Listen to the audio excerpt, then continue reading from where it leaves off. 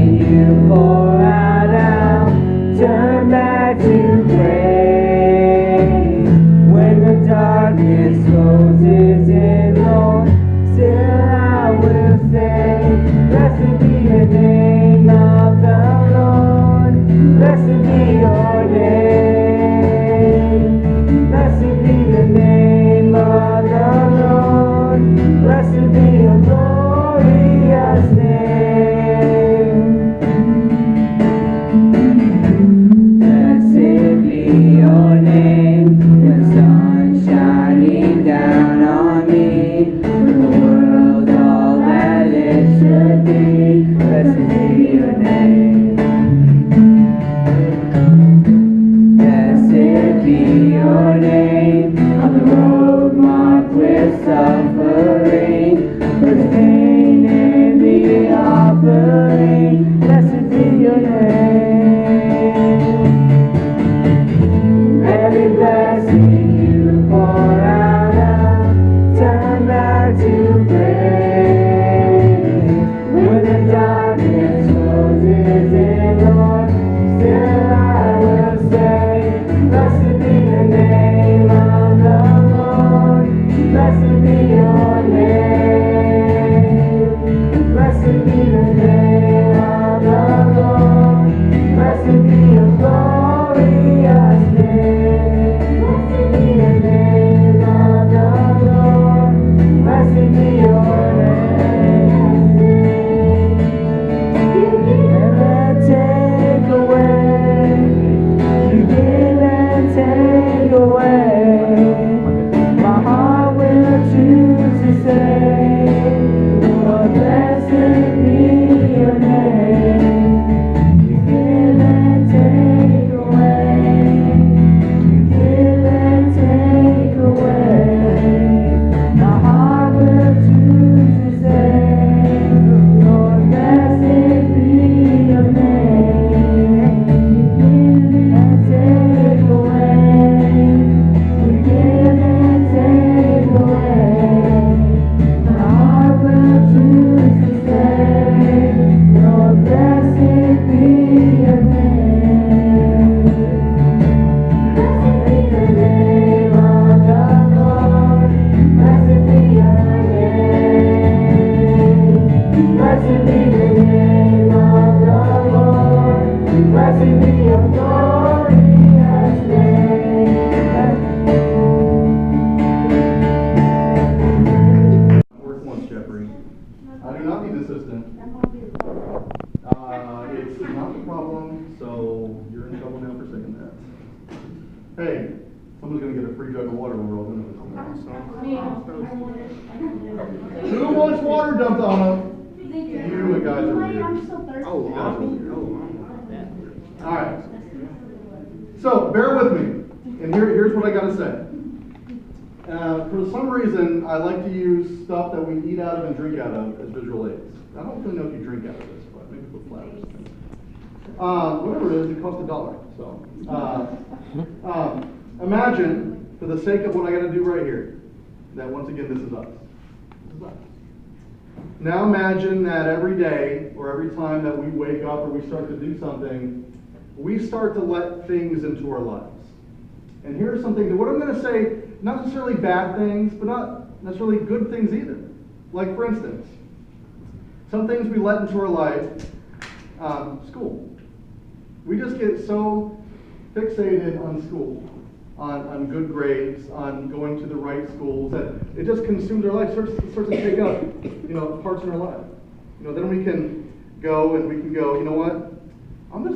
Who's ever been really busy? Who's ever said, I'm just too busy? Sometimes busyness just kind of consumes our life sometimes. We just really don't have time for much else. So our lives are starting to get filled up a little bit with some things. And so what about this one? And this may not apply to you, but to a lot of people it does. Sometimes our lives get really filled with social media. Now we have to be on social media. We have to live off Snapchat, Instagram. We've got to, it's selfie city with us. Some of us just have a fixation with social media. And sometimes that takes up a lot of our lives. Unfortunately, sometimes the things that take up our lives are drugs. alcohol, marijuana, cocaine, you name it. Sometimes that just takes up a huge part of our lives, and so now that's in our life. You can see our life is starting to get filled up now. We're kind of making sure that our lives are filled up with things that aren't necessarily very good for us. And what about this one? Sports. Sports. Maybe it's a sport you play, maybe it's a sport you watch, but you're so consumed with your team, you don't leave a lot of room for something else, so that also is something that adds to your life. Not necessarily a bad thing, but if it consumes your life, it could be a very bad thing. Then we go to this one, false idols. Anything that have you ever replaced with God is a false idol. And it could be technology, it could be anything else. If God's here, then you've taken something and removed God and put this here now, that's a false idol. And you've got to figure out what that is. But sometimes that is a huge part of taking up our time.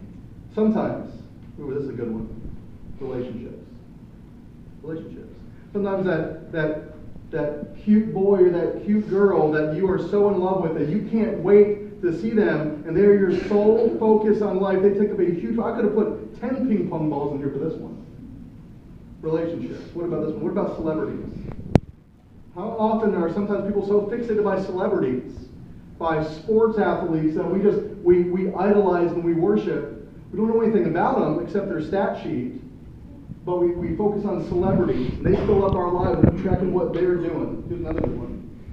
What about our appearances?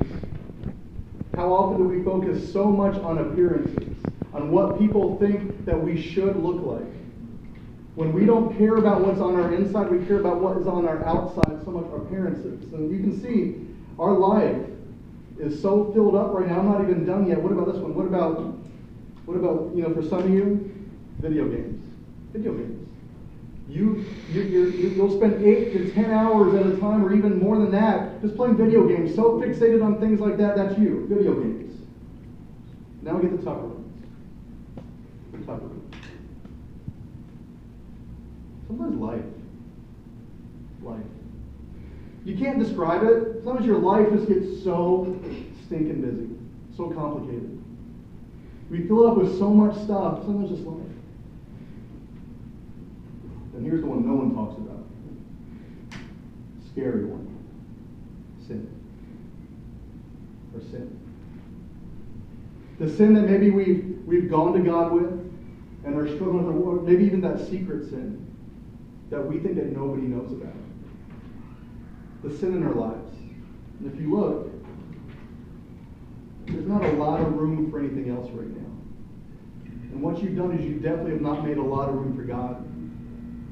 You decided that everything else deserves your life and that it's not worth it to let God in. So here's my hope and my prayer tonight. Here's what I hope will happen with us tonight.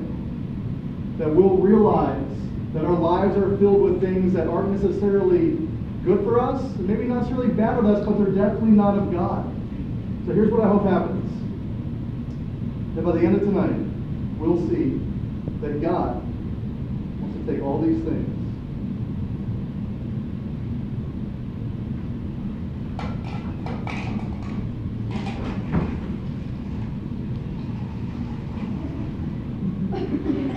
Hey, wait. But sometimes there's those things that are just too stubborn. We need God to do even more. See, tonight, God wants to overflow you with blessings. But sometimes we get so consumed with what the world has that we can't see God. And so my prayer is that when you rotate to these stations tonight, you will see in every one of these verses the word blessed. Because God is going to show you tonight, you will be blessed. You can do these things. Now understand this, as I'm going to read you the scripture really quick. Understand this. What Jesus says here started on that path to the cross. What he's saying here is so counter-culture the world. He's saying things here that people will hate him for. And they're going to hate you for it if you apply it to your life. This Sermon on the Mount is crazy significant. It's what's called the Sermon on the Mount. It doesn't say which mountain. Do you know why? It didn't matter. This is Jesus. And then you'll see at the beginning, let me read this to you, let me explain this to you really quick. It says here in verse 5, of chapter 5, seeing the crowds, he went up on the mountain. And when he sat down, his disciples came to him. This was a plan for him to teach his disciples. But more people started to show up. His plan, he wanted to mentor his people right here. So he sat down on the mountain. And back then, when you sat down, it wasn't because Jesus was tired.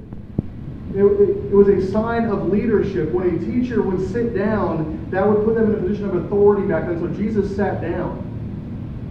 And he started to teach. And he says this, in verse 2, and he opened his mouth and taught them. Have you ever seen a speaker, or like you couldn't wait to see what they heard, and so when they opened their mouth, you knew there's something good was going to happen? So that's what happened here. And he said, this is how it starts off. He says this, seeing the crowds, he went up on the mountain in which he sat down. His disciples came to him, and he opened his eyes and opened his mouth and taught them, saying, blessed are the poor in spirit, for theirs is the kingdom of heaven. Blessed are those who mourn, for they shall be comforted. Blessed are the meek, for they shall inherit the earth. Blessed are those who hunger and thirst for righteousness, for they shall be satisfied. Blessed are the merciful, for they shall receive mercy. Blessed are the pure in heart, for they shall see God. Blessed are the peacemakers, for they shall be called sons of God. Blessed are those who are persecuted for righteousness' sake, for theirs is the kingdom of heaven. And it ends with this, blessed are you when others revile you and persecute you and utter all kinds of evil against you falsely on my account. Rejoice and be glad, for your reward is great in heaven, for so they persecuted the prophets who were before you. I don't know about you, but that's a tough verse for me because I don't like when people lie about me. I don't like when people give me a hard time about things. But Christ says, when that happens to you because you're speaking in my name, rejoice. So tonight, we're going to see. We'll see what happens. This is how it's going to work. On your way out, by that door, there is a postcard that's just like this. Everyone